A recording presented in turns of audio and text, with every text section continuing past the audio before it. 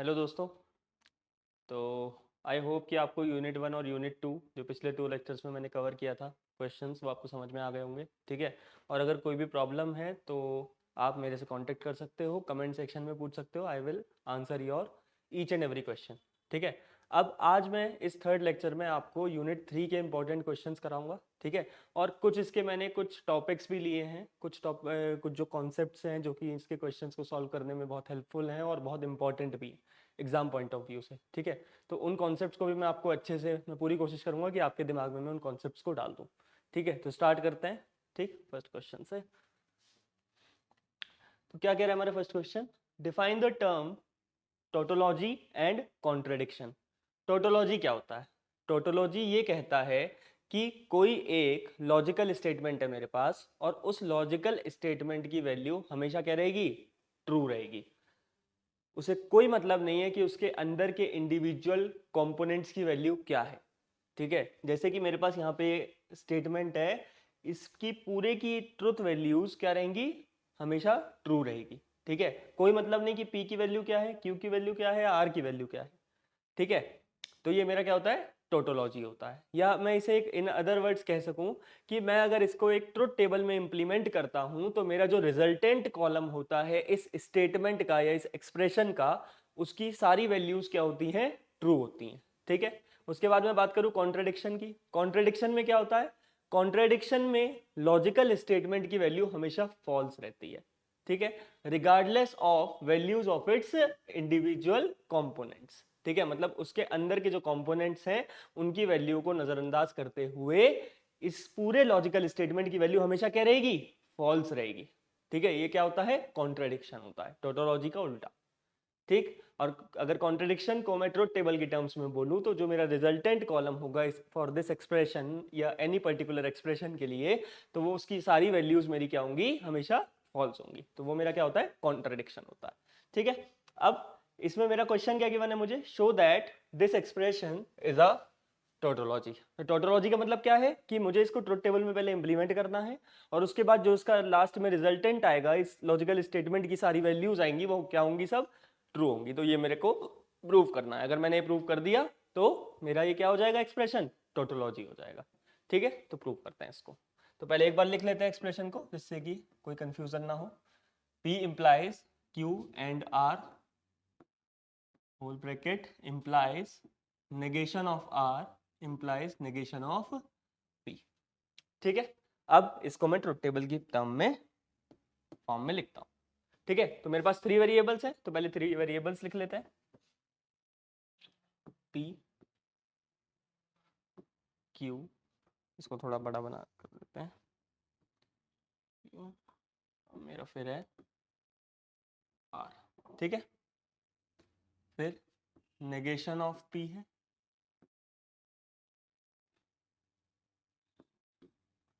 Negation of are है। मैंने negation of Q नहीं लिया है क्योंकि नेगेशन ऑफ क्यू का यहाँ पे इस टर्म में कोई यूज नहीं है। आप भी सिर्फ उतने ही कंपोनेंट्स लेना जो कंपोनेंट्स आपके लॉजिकल स्टेटमेंट में इन्वॉल्व है, कोई एक्स्ट्रा चीज लेने की जरूरत नहीं है। ठीक है। फिर उसके बाद क्या है मेरा? Negation of P negation of R हो गया। अब हमारे सारे इंडिविजुअल कंपोनेंट्स कंप्लीट हो चुके हैं। ठीक है। इसके बाद हम कॉम्बिनेशंस पे वैल्यू निकालेंगे या टर्म्स पे वैल्यू निकालेंगे जो हमें टर्म्स लॉजिकल एक्सप्रेशन के अंदर अपने गिवन है। ठीक है। तो सबसे छोटी टर्म अभी यहाँ पे कौन सी है? Q and R। तो Q एंड R, इसकी वैल्यू आ जाएगी। ठीक है। उसके बाद इस पूरे टर्म को खत्म ही कर देते हैं। P implies Q and R। तो मेरा जो ये LHS वाला पार्ट है वो मेरा यहाँ पे आ गया। ठीक है।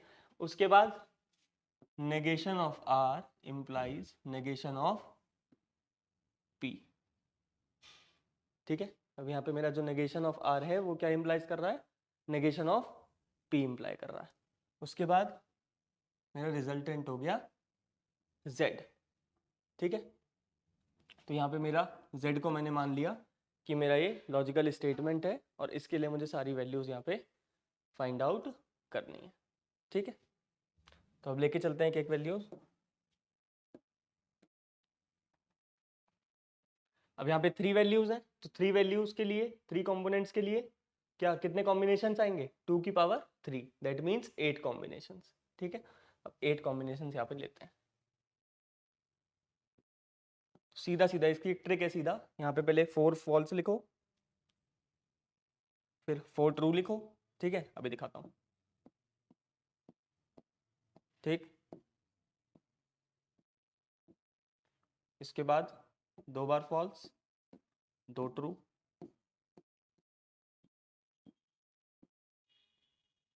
एक फॉल्स, एक ट्रू, एक फॉल्स, एक ट्रू, ठीक है। अब ये क्या है, negation of P. Negation of P का मतलब क्या है, पी को क्या करना है, मुझे इन्वर्ट करना है, कॉम्प्लीमेंट करना है, ठीक है। तो एफ की जगह टी आ जाएगा, टी की जगह एफ आ जाएगा, तो 4 बार टी आ जाएगा, फिर नीचे क्या आ जाएगा, एफ आ जाएगा। कोई दिक्कत यहाँ तक, ठीक है। उसके बाद नेगेशन ऑफ आर, इसमें क्या हो जाएगा, इसमें भी सेम चीज हो जाएगी, T F T F T F T F, ठीक है। ये मेरा यहाँ पे कंप्लीट हो गया। अब क्यू एंड आर, एंड में क्या होता है कि जब तक दोनों ट्रू नहीं होंगे, जब तक आउटपुट ट्रू नहीं आएगा, ठीक है। तो दोनों ट्रू होने चाहिए जब भी ट्रू आएगा, वरना तीनों कंडीशंस में मेरा फॉल्स आएगा। कोई एक भी फॉल्स है तो वहाँ पे कंडीशन फॉल्स हो जाएगी, ठीक है। तो अब देखते हैं क्या है क्यू एंड आर।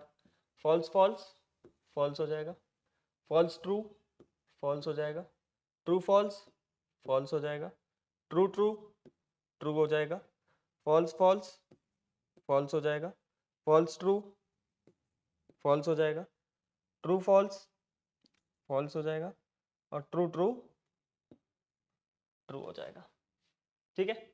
आगे यहाँ तक समझ में क्यू एंड आर हमने कैसे निकाला, ठीक। अब इसका इम्प्लीकेशन निकालते हैं।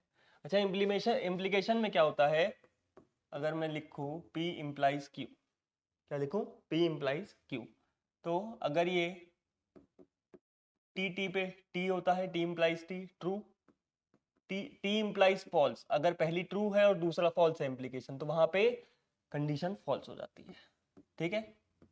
फॉल्स है फिर ट्रू है तो ट्रू, फॉल्स है फिर फॉल्स है तो ट्रू। सिर्फ एक कंडीशन में फॉल्स होता है, अगर पहले ट्रू है और बाद में फॉल्स है, ये चीज ध्यान रखनी है, ठीक है। ऐसे इम्प्लीकेशन सॉल्व करना है।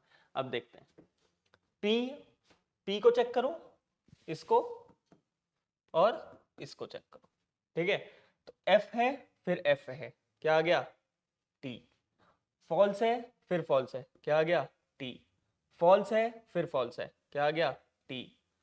फॉल्स है फिर ट्रू है, क्या आ गया, टी।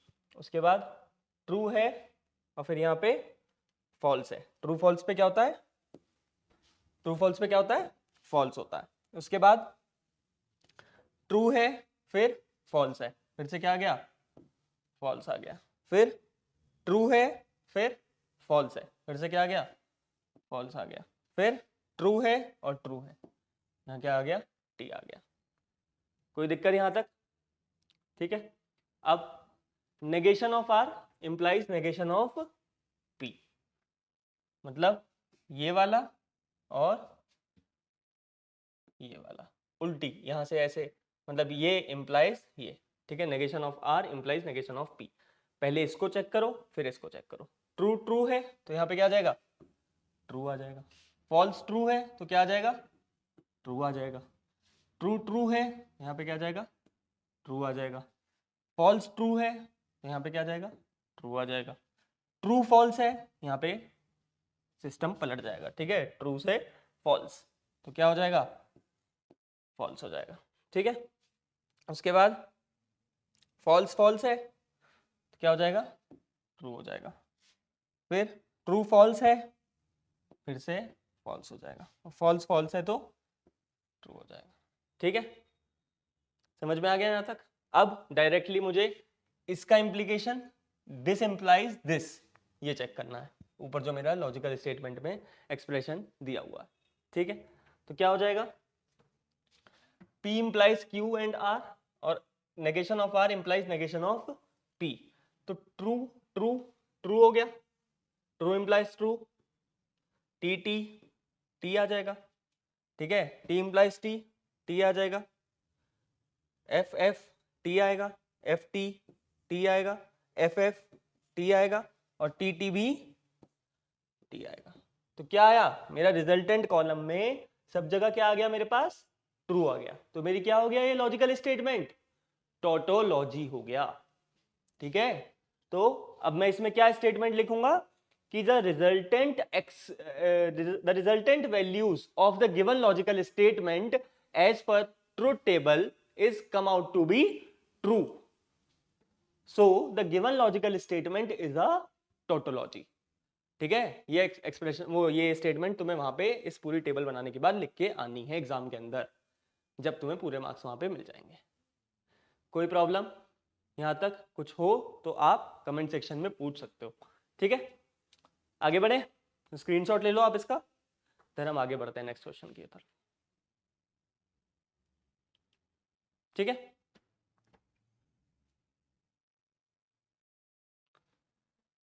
अब यहां पे आ गया नेक्स्ट क्वेश्चन हमारा, define the terms converse, contrapositive and inverse of a proposition.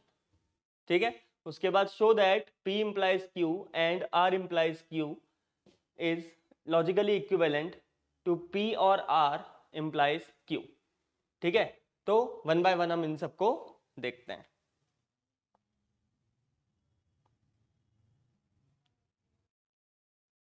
ठीक है, डिफाइन द टर्म्स कन्वर्स, सबसे पहले कन्वर्स देखो।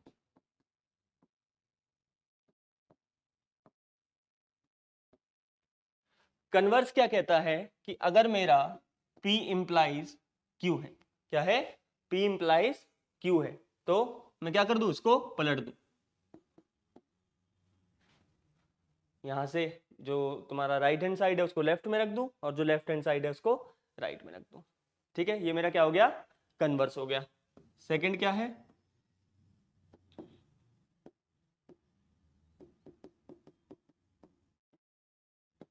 Contra positive. ठीक है, दोनों का क्या करना है मुझे, नेगेशन करना है, साइन चेंज कर दो। ठीक है, यहां पे क्या करना है, सिर्फ साइन चेंज करना है, लिख दो यहां पे चेंजेस साइन। ठीक है, थर्ड क्या है मेरा, थर्ड क्या है, इनवर्स।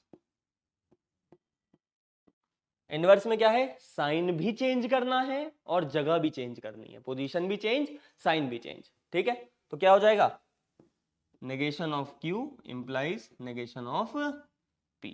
ये मेरे क्या हो गया, कन्वर्स हो गया, कॉन्ट्रापोजिटिव हो गया और इनवर्स हो गया। समझ में आ गया, एग्जाम में ऐसे स्टेटमेंट वाइज लिख के आना है इनको। ठीक है, पूरे मार्क्स मिलेंगे और इसका एक्सप्रेशन लिख देना। ठीक है, आगे बढ़े, स्क्रीनशॉट ले लो इसका, देन स्टेटमेंट सॉल्व करते हैं।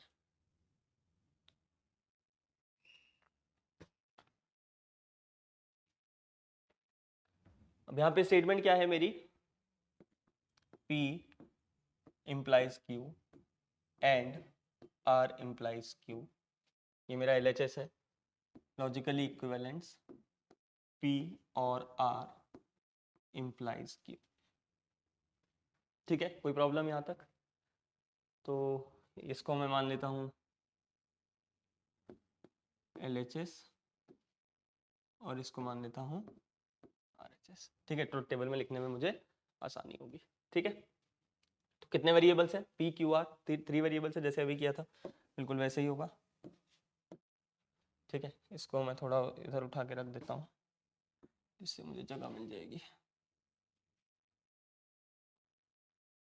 ये इसके साथ ही उठ के आ गया।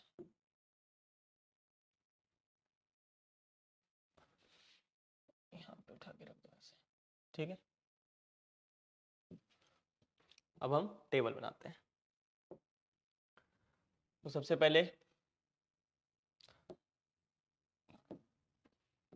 P, फिर Q, फिर R, फिर नेगेशन तो कहीं पे है नहीं तो डायरेक्ट हम टर्म्स लिखते हैं। ठीक है, P and P implies Q, R implies Q। ठीक है,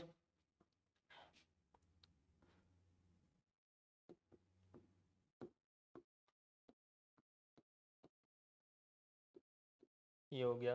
उसके बाद P और R यहाँ से निकाल लो, और P और R, ये मेरा हो गया RHS और ये मेरा हो गया LHS। कोई दिक्कत यहाँ तक? ठीक है, अब वैल्यूज फिल करते हैं इसके अंदर। ठीक, वैल्यूज क्या क्या है मेरी, वही लेके चलनी है जैसे फॉल्स ट्रूज में ली थी। ठीक है, तो पहले 4 बार फॉल्स, फिर 4 बार ट्रू, फिर 2 बार फॉल्स, 2 बार ट्रू, 2 बार फॉल्स, 2 बार ट्रू, 1 फॉल्स 1 ट्रू।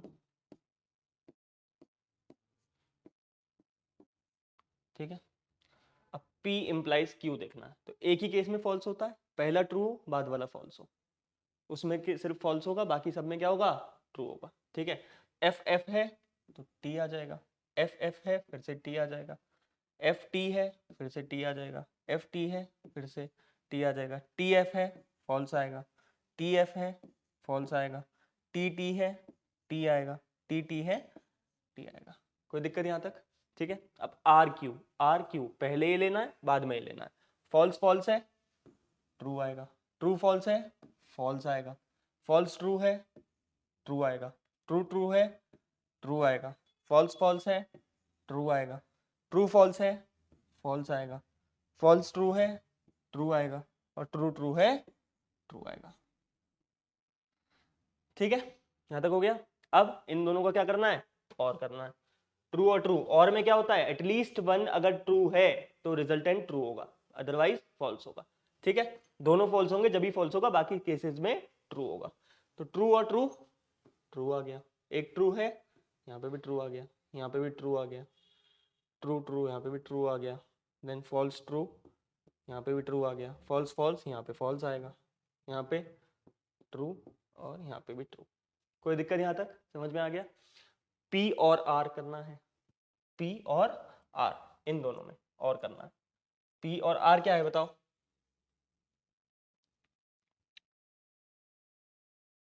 अच्छा इसमें 1 मिनट, यहाँ पे एंड दिया हुआ है, हमें क्या दिया है, एंड दिया है, तो मुझे यहाँ पे क्या करना होगा, एंड करना होगा।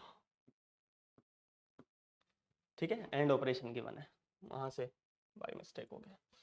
P implies Q, R implies, इसमें एंड करना है। एंड में क्या होता है, दोनों ट्रू होने चाहिए, अगर एक भी कोई फॉल्स है तो रिजल्टेंट हमेशा फॉल्स होगा। ठीक है, तो ट्रू ट्रू का क्या होगा, ट्रू होगा, ट्रू फॉल्स का फॉल्स होगा, इसका ट्रू होगा, ट्रू ट्रू का ट्रू होगा, इसका फॉल्स होगा, इसका फॉल्स होगा, इसका ट्रू होगा, इसका ट्रू होगा। ठीक है, अब यहाँ पे P और R, P और R में क्या होगा, फॉल्स, फिर फॉल्स ट्रू का ट्रू, और कर रहे हैं, और कर रहे हैं मतलब और में कोई एक भी ट्रू है तो रिजल्टेंट ट्रू हो जाएगा। ठीक है, फिर फॉल्स फॉल्स में फॉल्स होगा, ऑब्वियस सी बात है। उसके बाद फॉल्स ट्रू में ट्रू होगा, ट्रू फॉल्स में ट्रू होगा, ट्रू ट्रू में ट्रू होगा, ट्रू फॉल्स में ट्रू होगा, और नीचे भी ट्रू होगा। ठीक है, अब P और R इस टर्म को इंप्लाइज कर रहा है क्या, Q। ठीक है, तो इसको चेक करेंगे पहले, फिर इसको चेक करेंगे। ठीक है, फॉल्स फॉल्स है, क्या आएगा, ट्रू आएगा, पहले ट्रू है फिर फॉल्स है, क्या आएगा, फॉल्स आएगा, पहले फॉल्स है फिर ट्रू है, क्या आएगा, ट्रू आएगा, पहले ट्रू है फिर क्या है, ट्रू, फिर क्या है, ट्रू आएगा, पहले ट्रू है,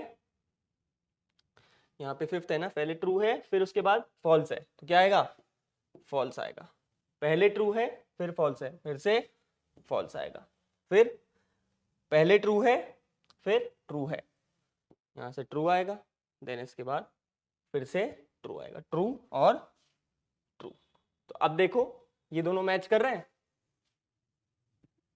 LHS और RHS, TFTT, TFTT, FFTT। ठीक है, TFTT, FFTT, तो यहाँ से LHS और RHS क्या हो गया, इक्वल हो गया। तो ये इसका मतलब जो LHS है वो लॉजिकली इक्विवेलेंट है किसके, RHS के। समझ में आ गया यहाँ तक?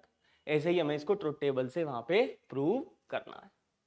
ठीक है, लिख लो जल्दी से, इसको लिख लो या फिर स्क्रीनशॉट ले लो, देन हम आगे क्वेश्चन पे मूव ऑन करते हैं। बस ये ध्यान रखना है एक्सप्रेशंस का कि क्या दिया हुआ है, ठीक है, यही कंफ्यूजन होता है इन क्वेश्चन में सबसे ज्यादा।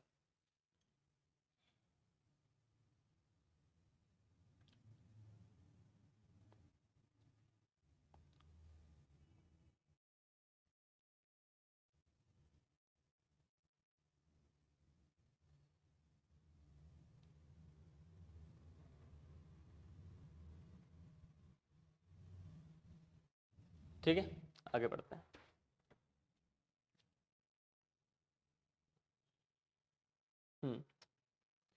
ये क्या है क्वेश्चन, देखो, define the term arguments, prove the validity of the following argument, if I get the job and work hard then I will get promoted. If I get promoted, then I will be happy. I will not be happy, therefore either I will not get the job and I will not work hard. ठीक है, देखो argument क्या होता है, argument में होता है कि हमें पहले से कुछ हम केस लेके चल रहे हैं, कोई कंडीशन लेके चल रहे हैं, उस कंडीशन के बेसिस पे हमारे पास कोई कंक्लूजन है, ठीक है, तो हम उसको फिर प्रूव करते हैं, या हमारे पास कोई लॉजिकल रीजन है कि इस कंडीशन की वजह से ये वाला जो कंक्लूजन है वो निकल के आया है, ठीक है, और हम इसको ऐसे मान के चल रहे हैं, ठीक। तो अब आगे इसको देखते हैं, इसमें क्या कॉन्सेप्ट यूज होता है, that are rules of inference, ठीक है, जो कि प्रोपोजिशनल लॉजिक में हम यूज करते हैं, ठीक। तो समझते हैं क्या होता है। तो ये मेरा क्या है, rules of inference.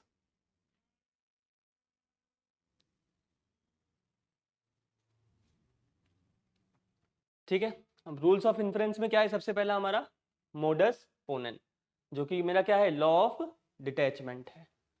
If a conditional statement, if then statement is true, then its antecedent, the if part is true, then its consequent, the then part must also be true. अब ये क्या कह रहा है कि अगर मेरे पास एक कंडीशन है कि P इंप्लाइज Q, कि अगर P हो रहा है तो Q भी होना चाहिए, ठीक है, तो अगर मेरे पास ये कंडीशन क्या है, ट्रू है, ठीक है, और इसका जो एंटीसीडेंट है, क्या, एंटीसीडेंट, एंटीसीडेंट मतलब इफ वाला पार्ट, समझे, कि ये वाला पार्ट, इफ जो पहली वाली कंडीशन है दैट इज एंटीसीडेंट, और जो बाद वाली कंडीशन है वो कंसीक्वेंट, ठीक है। तो अगर मेरी एक कंडीशन ट्रू है और उसका एंटीसीडेंट ट्रू है, तो जो उसका कंसीक्वेंट है वो भी क्या होगा, ट्रू होगा, ठीक है। तो इसको हम एक तरीके से सिंटेक्स में ऐसे लिखते हैं कि P इंप्लाइज Q और P Q, ठीक है, ये क्या हो गया मेरा modus ponens, that is law of detachment. समझ में आ गया, कोई प्रॉब्लम यहां तक, ठीक है, स्क्रीनशॉट ले लो, देन हम आगे नेक्स्ट इसके रूल पे मूव करते हैं।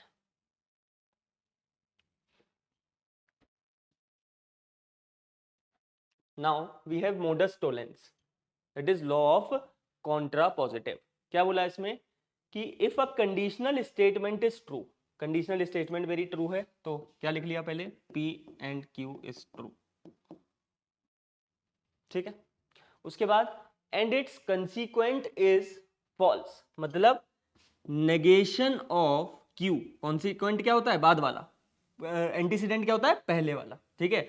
इसका नेगेशन, अब किसी कंडीशन के फॉल्स होने का क्या मतलब होता है कि उस कंडीशन का जो नेगेशन होगा वो क्या होगा, ट्रू होगा, ठीक है। तो मैंने बोला यहां पे कि जो मेरी Q स्टेटमेंट है वो क्या है, फॉल्स है, तो अगर मैं Q का नेगेशन करूंगा तो वो क्या हो जाएगा, ट्रू हो जाएगा, तो ठीक है, तो नेगेशन ऑफ Q यहां पे क्या है, ट्रू है, ठीक है। अगर नेगेशन ऑफ Q ट्रू है तो क्या होगा, मेरा एंटीसीडेंट भी फॉल्स होगा, मतलब जो मेरा नेगेशन ऑफ P है वो भी क्या होगा, ट्रू होगा, ठीक है। मतलब जो उसका जो नॉर्मल जो स्टेटमेंट है, लॉजिकल स्टेटमेंट होगी, जो P होगी वो मेरी क्या होगी, फॉल्स होगी, और मैं उसका नेगेशन निकालूंगा तो वो क्या हो जाएगा, ट्रू हो जाएगा, ठीक है, समझ में आ गया। ये मेरा क्या होता है, मोडस टोलेंस, ठीक। Then we have hypothetical syllogism. क्या होता है? Hypothetical syllogism. इसमें क्या होता है कि if two conditional statements are true where the consequent of the first is the antecedent of the second, ठीक है, then the third conditional statement combining the antecedent of the first and the consequent of the second is also true। ठीक, तो इसमें क्या होता है, हमने transitive relation पढ़ा था, कुछ कुछ ऐसा ही होता है, ठीक है, बहुत सिमिलर है उससे। तो अब कैसे नहीं देखेंगे हम यहाँ पे कि मुझे बोला इसने कि P and Q, P implies Q is true, एक कंडीशन मेरी ये है, और Q implies R is true. ये पे यहाँ पे यही बोल रहा है ना कि फर्स्ट का जो कंसीक्वेंट है वो सेकंड का क्या है, एंटीसीडेंट, ठीक है। अगर ये दोनों कंडीशन ट्रू है तो जो रिलेशन बनेगा फर्स्ट के एंटीसीडेंट में और सेकंड के कॉन्सिक्वेंट में वो भी क्या होगा, ट्रू होगा, ठीक है। तो यहाँ पे P इंप्लाइज R भी क्या हो जाएगा, ट्रू हो जाएगा, ठीक है। तो जैसे यहाँ पे अगर बोला कि if it rains the ground will be wet, if the ground will be wet the plants will grow, तो यहां से अगर ये वाली कंडीशन होगी और यहाँ पे जो हो रही है, ठीक है, तो यहां से ये वाली ये कंसिक्वेंट निकल के आ जाएगा, that is the plant will grow, ठीक है, क्योंकि जो इसका कंसिक्वेंट है वही इसका क्या है, सेकंड वाले का एंटीसीडेंट, ठीक है। ये होता है मेरा हाइपोथेटिकल सिलोजिज्म, ठीक है, नोट कर लो उसको।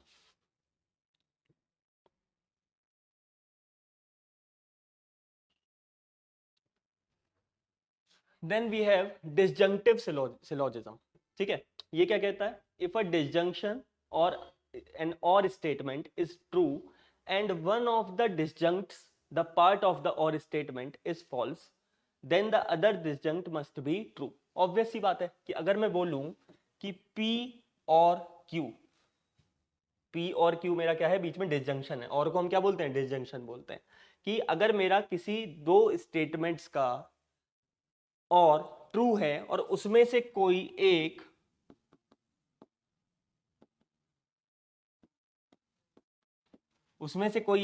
स्टेटमेंट फॉल्स है, दैट मींस उसका नेगेशन ट्रू है, ठीक है, तो P मेरा क्या हो जाएगा, ट्रू हो जाएगा, क्योंकि और का मतलब क्या होता है, एटलीस्ट वन इज ट्रू, ठीक है, और का मतलब क्या होता है, एटलीस्ट वन इज ट्रू। अगर एक कंडीशन फॉल्स है, एक स्टेटमेंट फॉल्स है, तो दूसरी क्या होगी, ट्रू होनी चाहिए, जो कि मेरा क्या कहता है, डिसजंक्टिव सिलोजिज्म कहता है, ठीक है। यहां तक आ गया समझ में, ये चार कॉन्सेप्ट्स को बहुत ध्यान में रखना होता है हमें किसी भी आर्ग्यूमेंट की वैलिडिटी प्रूव करने के लिए, ठीक है, समझ में आ गया यहाँ तक।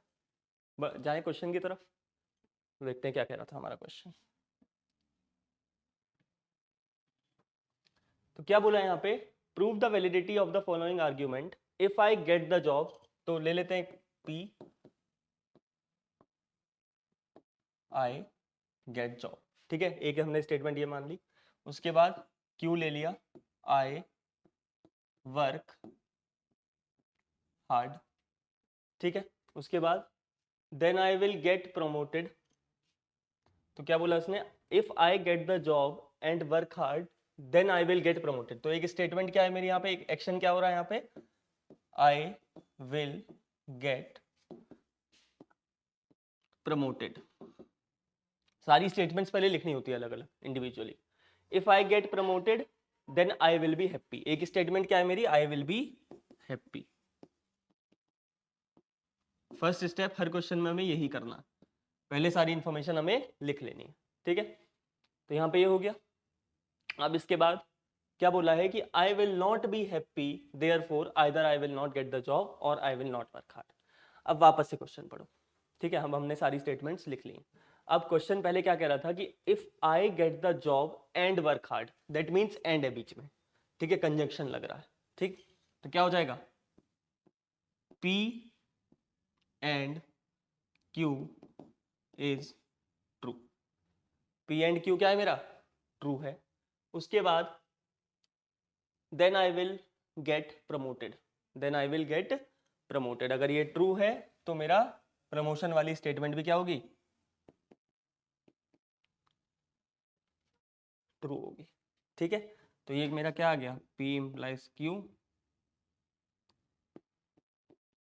Implies R. ठीक है, उसके बाद क्या बोला है, if I get promoted then I will be happy. It means R S is true. ठीक है, कि अगर मेरा प्रमोशन हो जाएगा तो मैं खुश हो जाऊंगा। ठीक है, तो क्या है, R implies S is true. ठीक है, उसके बाद क्या बोला है, I will not be happy, मतलब negation of S is true. ठीक है, उसके बाद क्या निकल के आया मेरा यहाँ से, I will not get the job or I will not work hard. ठीक है, मतलब negation of P or negation of R. I will not get the job and I will not work hard, negation of QI।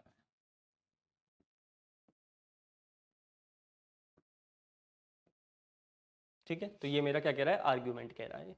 अब इसकी validity को हमें prove करना है। ठीक है,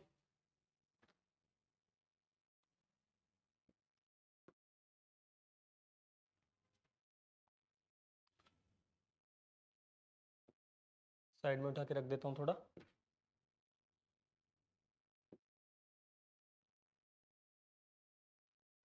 ठीक है,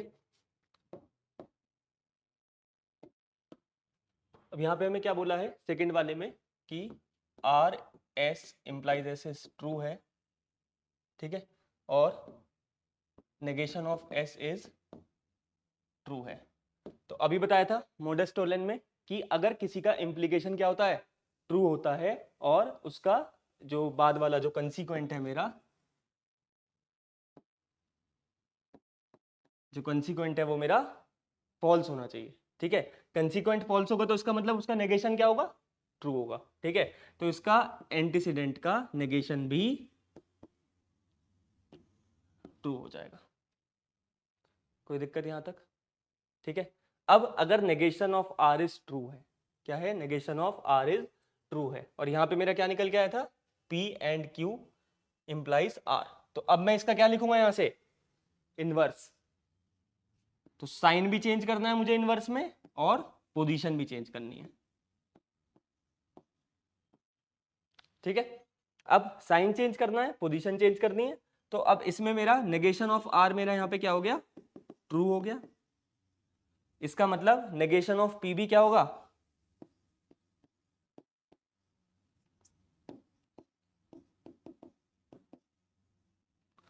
ट्रू हो जाएगा। ठीक है, अब अगर ये ट्रू हो गया तो इसको आगे हम डी मॉर्गन से खोल सकते हैं, negation of P or negation of Q is true. कोई प्रॉब्लम यहां तक? ठीक है, तो अब यही मुझे यहां पे क्या करना था, प्रूव करना था कि I will not, either I will not get the job or I will not work hard, मतलब बीच में और आएगा और दोनों का नेगेशन होगा। कोई प्रॉब्लम यहां तक समझ में आ गया? नोट करो, देन नेक्स्ट क्वेश्चन करते हैं इसका।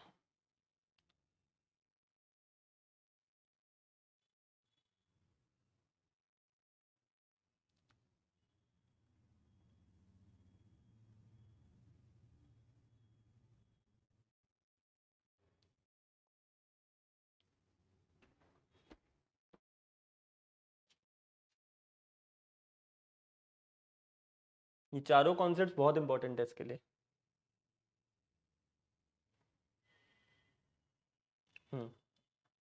अब यहाँ पे क्या बोला है हमें, कंसिडर, उसमें P जो स्टेटमेंट है में गिवन है he is intelligent and Q में गिवन है he is tall. Be two propositions, write each of the following statement in symbolic form using P and Q। He is tall but not intelligent, he is neither tall or not intelligent, he is intelligent or he is toll. तो इसको हमें statement symbolic form में लिखना है, P और Q की form में। ठीक है, तो पहले हम P को ऐसे डिनोट कर लेते हैं, ही इज इंटेलिजेंट, और Q क्या है मेरा, ही इज टॉल। ठीक है, अब फर्स्ट में क्या बोला है मेरे पास, he is tall but not intelligent. तो इंटेलिजेंट वाले कंडीशन पे क्या आ जाएगा, नेगेशन आ जाएगा।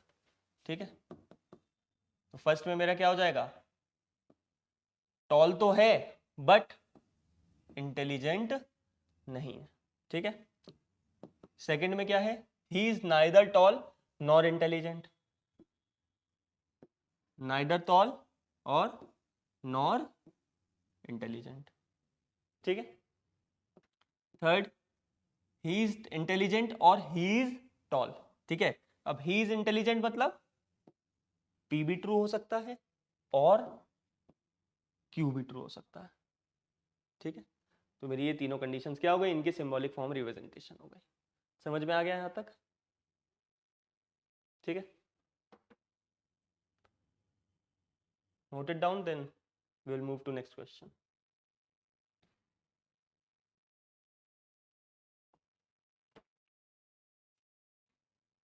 अब यहाँ पे हमारा क्वेश्चन क्या है, state and prove De Morgan's laws of propositions. ठीक है, अब इसमें हमें क्या प्रूव करना है, De Morgan's law. De Morgan's law क्या कहता है कि जब आप किसी टर्म के आगे नेगेशन लगा देते हो तो वहां पे जो अंदर आपका कंजक्शन डिसजंक्शन में बदल जाता है और डिसजंक्शन कंजक्शन में बदल जाता है।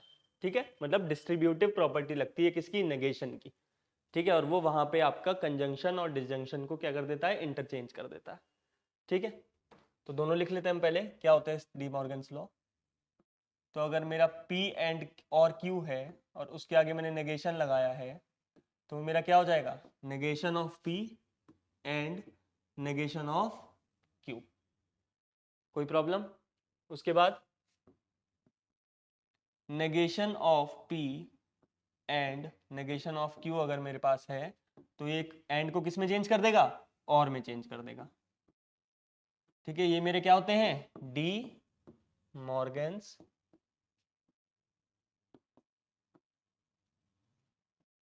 लॉस। कोई प्रॉब्लम यहां तक समझ में आ गया? अब इसको हम वन बाय वन प्रूव करते हैं with the help of truth table. ठीक है, मोस्टली ये ट्रुथ टेबल से ही पूछा जाता है।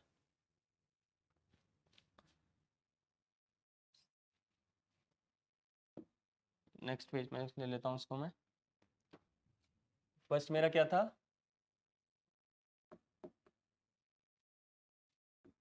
P और Q है, इसके आगे मैंने नेगेशन लगा दिया,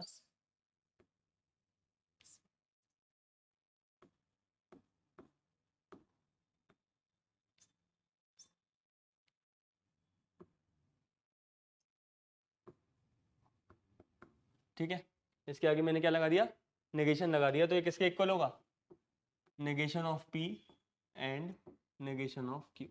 और को किस में कन्वर्ट कर देगा, एंड में। ठीक है, तो अब ट्रुथ टेबल डिजाइन करते हैं इसकी। दो ही इनपुट्स हैं हमारे पास, तो only 4 combinations will be made. तो P Q, P और Q एंड ऑफ P और Q, फिर नेगेशन ऑफ P निकालेंगे हम यहाँ पे। ठीक है, फिर नेगेशन ऑफ Q निकालेंगे, फिर negation of P and negation of Q। तो ये मेरा क्या हो गया, RHS हो गया, और ये मेरा क्या हो गया, LHS हो गया। ठीक है, दोनों को हम सेपरेटली यहाँ पे लिख लेंगे। अब कॉम्बिनेशंस क्या बनेंगे, F F T T F T और F T। ठीक है, अब P और Q, और में क्या होता है, अगर कोई एक भी कंडीशन या एक भी स्टेटमेंट ट्रू है तो मेरा जो रिजल्टेंट हो जाएगा वो क्या हो जाएगा, ट्रू हो जाएगा। ठीक है, तो F F में क्या होगा, फॉल्स होगा क्योंकि एक भी ट्रू नहीं है। उसके बाद यहाँ पे true then true then true. ठीक है, अब इसी का मुझे क्या करना है, नेगेशन करना है, तो फॉल्स ट्रू हो जाएगा और ट्रू फॉल्स हो जाएगा। यहाँ पे T F F F। कोई प्रॉब्लम? उसके बाद नेगेशन ऑफ P क्या होगा, negation of P T T F F, यहाँ पे T F और T F। अब इनके बीच में मुझे क्या निकालना है, एंड निकालना है। तो ट्रू ट्रू का एंड क्या होता है, ट्रू, बाकी सबका फॉल्स, क्योंकि एंड के लिए दोनों का ट्रू होना जरूरी है अगर हमें रिजल्टेंट ट्रू चाहिए तो। ठीक है, तो यहाँ पे हम क्या देखने को मिल रहा है कि LHS और RHS वाला जो कॉलम है वो उसकी जो ट्रुथ वैल्यूज हैं वो आपस में कैसी हैं, इक्वल है। ठीक है, तो ये दोनों कॉलम्स आपस में कैसे होंगे, लॉजिकली इक्विवेलेंट होंगे। दोनों स्टेटमेंट्स आपस में कैसी होंगी, लॉजिकली इक्विवेलेंट। तो नेगेशन ऑफ P और Q is logically equivalent to negation of P and negation of Q। समझ में आ गया यहाँ तक? तो ये मेरा फर्स्ट डी मॉर्गन्स लॉ क्या हो गया, प्रूव हो गया। ठीक है, कोई प्रॉब्लम यहाँ तक? You can take a screenshot, then I will solve the next part.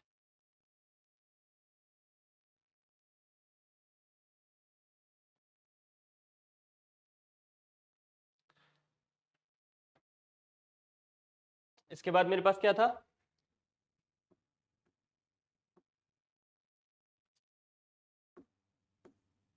यहाँ पे मेरे पास था एंड और यहाँ पे था और। ठीक है, इसमें क्या करेंगे, सबसे पहले वेरिएबल्स लो, कौन कौन से हैं, P Q, फिर P एंड Q, फिर negation of P and Q, ये मेरा क्या हो गया, LHS हो गया।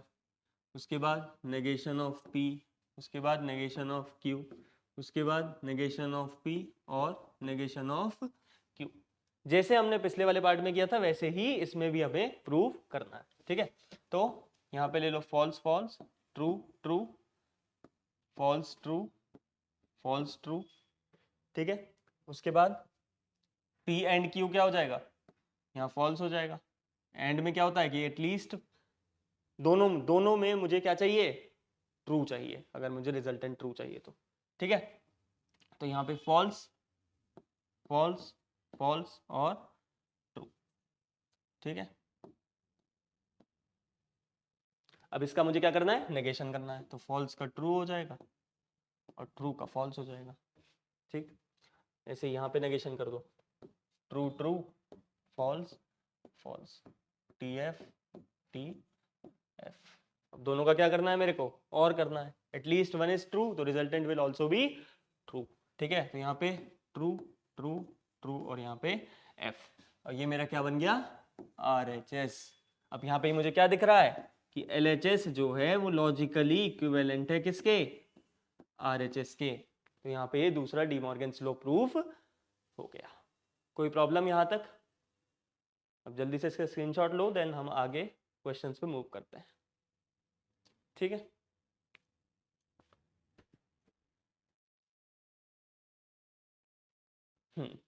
ये बहुत इंपॉर्टेंट क्वेश्चन है। ये हमारा ट्रुथ वैल्यू चेक करने के लिए आता है, किसके, प्रेडिकेट लॉजिक की। ठीक है, अच्छा प्रेडिकेट लॉजिक क्या होता है, प्रेडिकेट होता है कि उसमें हम पॉसिबिलिटीज हमारी फाइनाइट नहीं होती हैं। क्या नहीं होती है, पॉसिबिलिटीज फाइनाइट नहीं होती हैं। डायरेक्टली हम ये नहीं बता सकते कि इसकी होने के चांसेस ट्रू मतलब ज़्यादा मतलब 1 है या 0 है। ठीक है, यहाँ पे हम ट्रू फॉल्स में चीज़ें नहीं कर सकते हैं, मतलब ऐसी स्टेटमेंट्स जिनका हम प्रपोजिशन ना लिख सकें उनको हम प्रेडिकेट लॉजिक से सॉल्व करते हैं। ठीक है, जैसे फॉर एग्जांपल मैंने दे दिया ऑल बॉयज आर इंटेलिजेंट या सम बॉयज आर इंटेलिजेंट, तो इसको इसकी जो प्रपोजिशन है कैसे निकालोगे, इसकी ट्रुथ वैल्यू कैसे निकालोगे, तो the statements whose truth values can not be found using propositional logic, then these statements are solved through predicate logic. ठीक है, तो ये प्रेडिकेट लॉजिक का हमारा कॉन्सेप्ट होता है। ठीक, तो ये थोड़ा सा ब्लर है तो मैं इसे दोबारा लिख देता हूं statements. For all x belongs to A, x plus 4 is less than 15। ठीक है, अच्छा ए सेट क्या है मेरा, ए सेट में मेरे 8 एलिमेंट्स है, 1 2 3 4 5 6 7 8 9 एलिमेंट्स है। ठीक है, अब मुझे चेक करना है कि इसकी ट्रुथ वैल्यूज यहाँ पे क्या होगी। ठीक है, अब ट्रुथ वैल्यूज कैसे चेक करोगे, एक एक वैल्यू डाल के देखो। ठीक, 1 + 4 15 5, ठीक है ट्रू है। फिर 2 + 4 लेस देन 15, ये भी ट्रू है। 3 + 4 लेस देन 15, ये भी ट्रू है। 4 + 4 लेस देन 15, ये भी ट्रू है। फॉर ऑल दिया है यहाँ पे, क्या दिया है, फॉर ऑल, तो हर एक के लिए चेक करेंगे हम। 5 + 4 < 15, ये भी ट्रू है। 6 + 4 < 15, ये भी ट्रू है। 7 + 4 < 15, ये भी क्या है, ट्रू है। 8 + 4 < 15, ये भी क्या है, ट्रू है। 9 + 4 < 15, ये भी क्या है, ट्रू है। तो सारी वैल्यूज के लिए हमारी कंडीशन क्या हो रही है, ट्रू हो रही है। दैट मीन्स इस पूरे स्टेटमेंट की ट्रूथ वैल्यू क्या हो जाएगी, ट्रू हो जाएगी। कोई प्रॉब्लम यहां तक? ठीक है, नोट करो उसको, देन नेक्स्ट पार्ट करते हैं।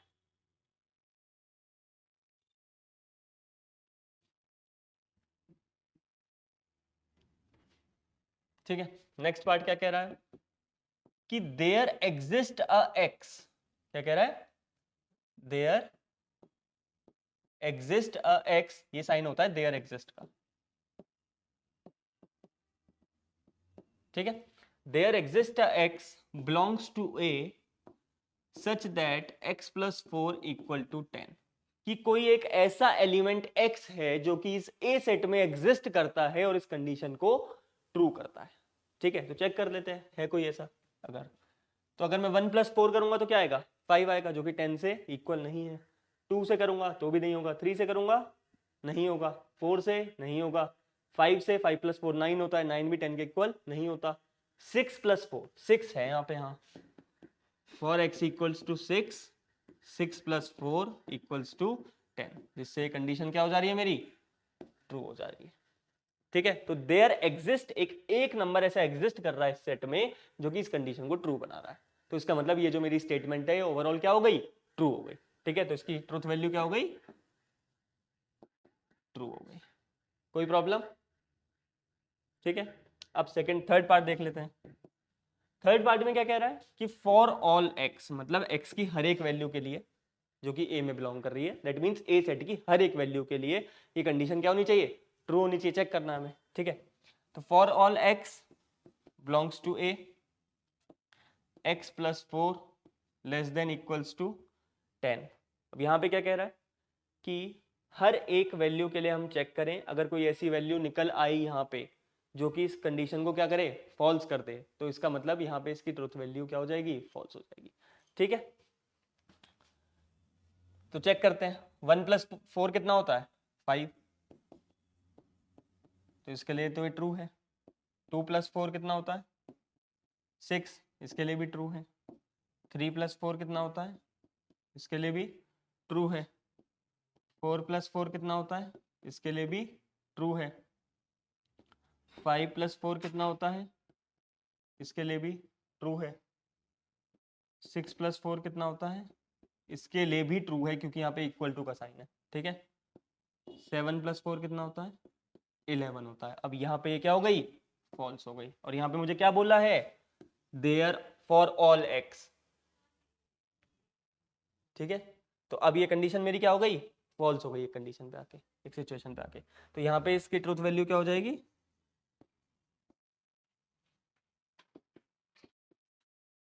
फॉल्स हो जाएगी। ठीक है, कोई दिक्कत यहाँ तक? अब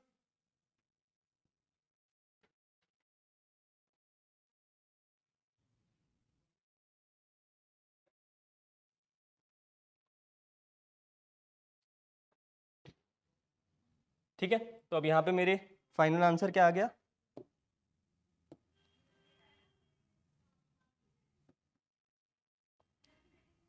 ट्रू हो गया। देन यहाँ पे इसकी ट्रू हो गई और यहाँ पे इसकी फॉल्स हो गई।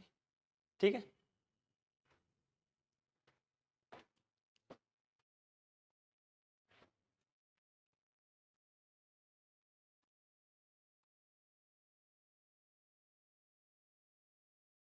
ठीक है, यहाँ तक समझ में आ गया। यहाँ पे तीनों की हमने ऐसे 1 by 1 truth values find out कर ली। ठीक है, नेक्स्ट क्वेश्चन पे चलते हैं।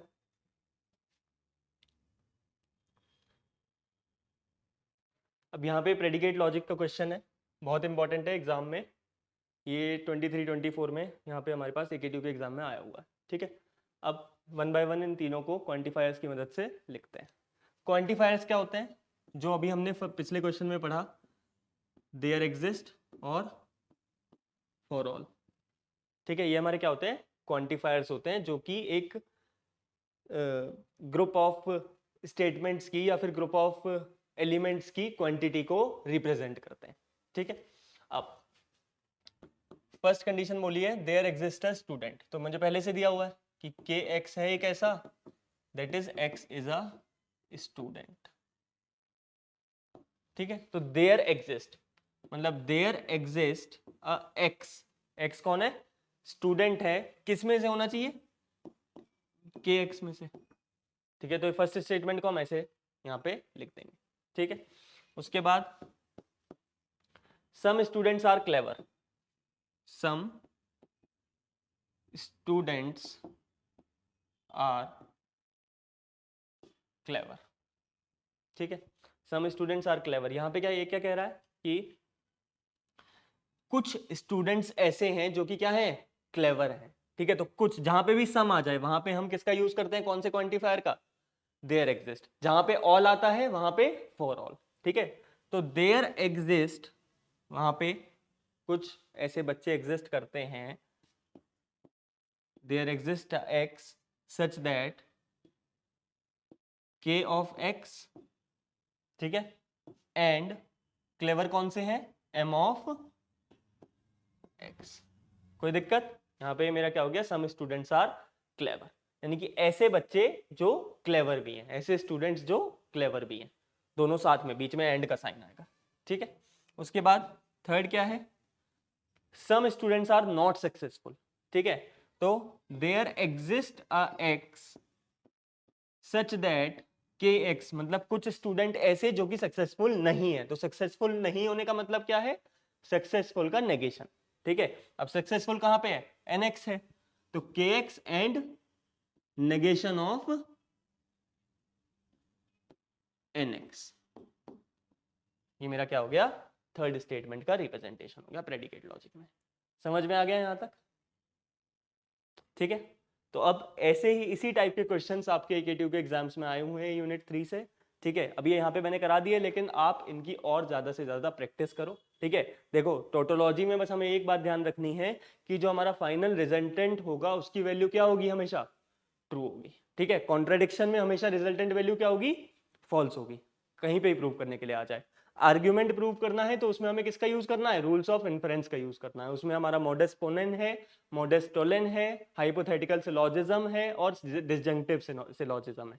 ठीक है, और इसके बाद हमारा क्या है, प्रेडिकेट लॉजिक है। प्रेडिकेट लॉजिक में हमारे पास दो चीजें होती हैं, कौन कौन सी, देयर एग्जिस्ट और फॉर ऑल। ठीक है, तो दो हमारे क्वांटिफायर्स होते हैं जिसका हम यूज करके सिंबॉलिक रिप्रेजेंटेशन करते हैं किसी भी प्रेडिकेट स्टेटमेंट का।